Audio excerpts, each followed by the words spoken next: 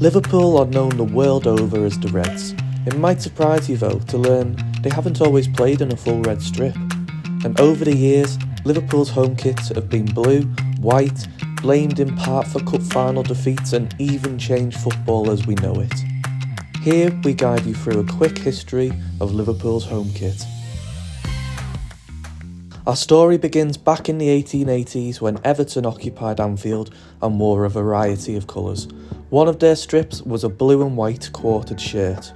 When they left Anfield in 1892 and John Holding formed Liverpool, the club adopted this strip as Everton moved away, with the story going that Liverpool wore it because they were short of cash and it was in a store cupboard.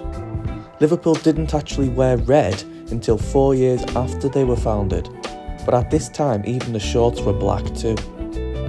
Soon after, the shorts and socks became white, and barring a few changes to the collar, that's largely how the strip remained until after the Second World War.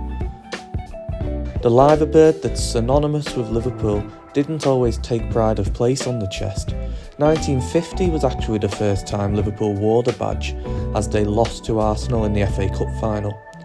They didn't wear the badge permanently even until 1955, a season in which the team wore a V-neck as well as a collared rugby shirt. 1964 brought about one of the most important changes to the club's kit and its legacy. This was the year Liverpool first wore all red.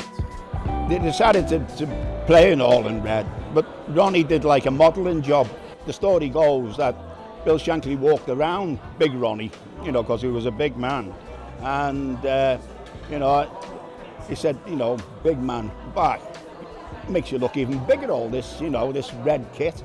The backstory to that was that Bill went to see Manchester United play Real Madrid at Old Trafford. And he thought that all white, he said, makes them look bigger, more powerful. And it's always in his mind after that to make Liverpool all red. And so they had the game against Anderlecht in November 1964. And a few days before, I think it's possibly the day before, after training, he goes to Big Ron Yates and says, son, come here, put this red strip on. And Ron said, he says, no, and now walk across the field. And Ron did this and he says, Jesus Christ, you look 7 feet tall. He said, I'm only 6'2". It's near enough 7 feet for me, son. And the next day, of course, the next night, they played all red. Now in all red, Umbro began to make the shirts and first had the manufacturer's logo embroidered in 1973. 2 years previous, Liverpool played another FA Cup final to Arsenal, and Shankly laid a small portion of the defeat on the kit. The players agreed that on a hot day, the sweat would drench the thick cotton, making it heavier and harder to play in. The same could be said when it rained. By the 1974 Cup final though, which Liverpool won, the Reds were using Umbro's more breathable Airtex material. 5 years later, Liverpool became the first English team to have a shirt sponsor. Whether for better or for worse, Hitachi's presence on the top went some way to kickstarting the commercialised world of football we know today. 3 years later, Crown Paints took over as sponsor, and the 1982-85 strip, made iconic by Liverpool's 84 European Cup victory in Rome, was the first to feature pinstripes. Adidas then took over as the manufacturer and brought back a white badge for the first time since 1976. But I think the one for me would stand out would most probably 1986, because it was the year we'd done the double. The first time Liverpool had done the double, and we won the league the week before to beat Everton, and to beat Everton in the FA Cup final again, 3-1. It was like a dream come true for me, so I think I do like the candy one as well, but I think from that, because we done that, I'd go with the Crown Paints. In the following years, Candy became the new shirt sponsor and is front and centre on several famous images from the period, with the liver bird above encased by a shield. By 1992, football was moving into a new era, and so were the Reds kits that now featured Carlsberg on the front. Adidas went bold with their kits from 89 to 95, first designing this strip before including V's massive stripes.